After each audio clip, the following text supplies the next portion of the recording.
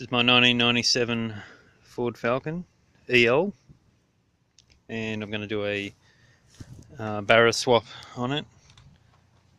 It's probably got about 350,000 on it, though the odometer says about 680, but that's a long story.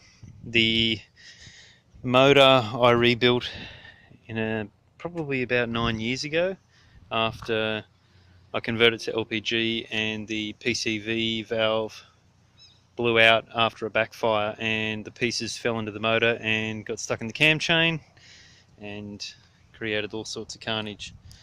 Right at this point in time, it does have either a blown head gasket or a cracked head, and I'm going to pull the stock single cam motor out and put the double overhead cam Barra motor in out of a later model Falcon.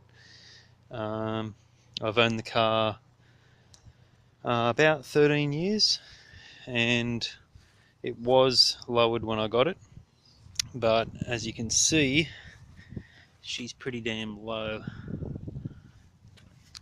It's there's not much travel when it's this low, so it's a pretty rough ride. I have got all new suspension to go in with the Barra swap, and I'm also swapping in later model suspension out of a later model Falcon as well, which should give me better geometries and a better ride, I'm hoping. I plan to retain the air conditioning and power steering, potentially do a turbo kit for it in the future. And yeah, she's a bit grubby at the moment, as you can see, but you know, she's going to probably be parked up for a little while we do the engine swap.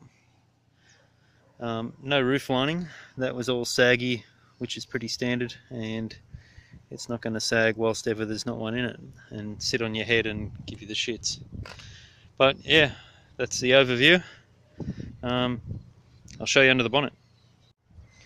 So this is the motor. It is on LPG, or propane as you may know it in other countries. The giveaway of the blown head gasket. Oh. Bit of sludge, bit of milk action in the top of the motor, and that's because the coolant keeps emptying itself into the oil.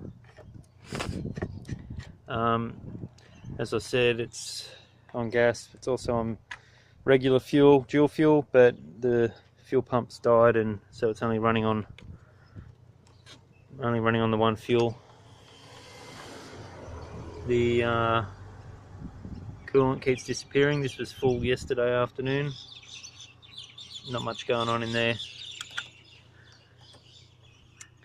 I guess the added bonus of it being on gas is that the LPG converter is heated by the heater circuit, so when there's no water in it or coolant, it doesn't get heated anymore and freezes over and stops working, so you can only cook it for a little while. So yes, single cam motor will come out, and the Barra will go in, running the Barra ECU out of a territory, and should be a fair bit more powerful, particularly considering it's got a blown head gasket. So that's the overview.